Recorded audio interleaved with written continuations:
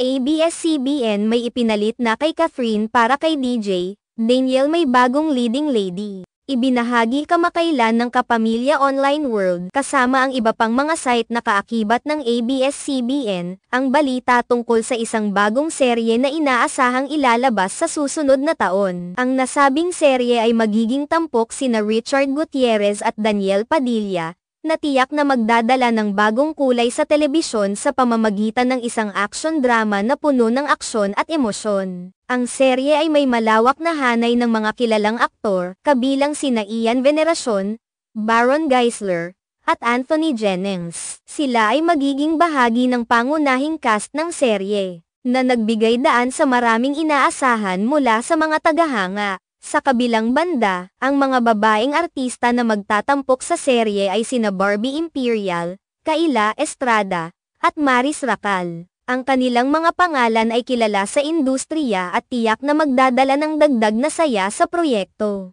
Dahil sa ilang mga balita at espekulasyon na lumalabas sa media, maraming mga tagahanga ang nagkaroon ng hinala na magiging magka-partner si Richard Gutierrez at Barbie Imperial sa serye. Ang kanilang pagkakalink sa isa't isa ay naging sanhi ng mga haka-haka na posibleng silang dalawa ang magiging magkasama sa mga pangunahing eksena ng serye.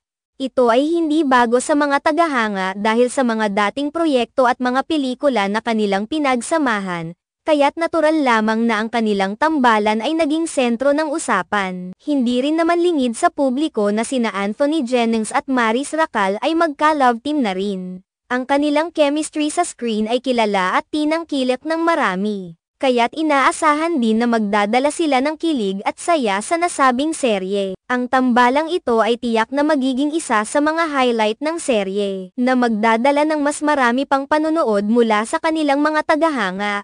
Sa kabilang banda, may mga haka-haka din na maaaring magkaroon ng katambal si Daniel Padilla sa serye. Ang mga netizens ay nagbigay ng kanilang mga mungkahi at prediksyon kung sino ang maaaring maging partner ni Daniel sa nasabing proyekto. Maraming mga teorya ang lumabas, kung saan ang ilan sa mga tagahanga ay nagsasabing si Kayla Estrada ang posibleng makakatambal ni Daniel. Ngunit, mayroon ding mga tao na hindi sang-ayon sa ideyang ito at nagbigay ng opinyon na hindi bagay ang tambalang iyon para sa serye. Ang mga teoryang ito ay nagpapatunay lamang na ang serye ay puno ng intrigang magpapatuloy hanggang sa opisyal na paglabas nito. Ang bawat piraso ng impormasyon at haka-haka ay nagdadala ng karagdagang interes at pagnanasa sa mga tagahanga na malaman kung ano ang mangyayari sa serye. Ang mga detalye hinggil sa mga karakter at kwento ay tiyak na magiging kapana-panabik, kaya't ang bawat piraso ng balita ay nakakahulog sa panibagong pag-asa at excitement mula sa publiko.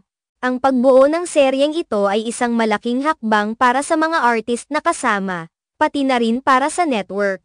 Ang paghahanda at production ng isang action drama ay nangangailangan ng mataas na antas ng dedikasyon at pagsisikap. Kaya't inaasahan na ang seryeng ito ay magiging matagumpay sa kanilang paglulunsad. Sa kabila ng lahat ng haka-haka at espekulasyon, ang mahalaga ay ang kalidad ng serye at ang pagtanggap nito ng mga manunood. Sa pagtatapos, ang nasabing serye ay inaasahang magiging isang mahalagang proyekto sa telebisyon na magdadala ng bago at makulay na karanasan sa mga tagapanood.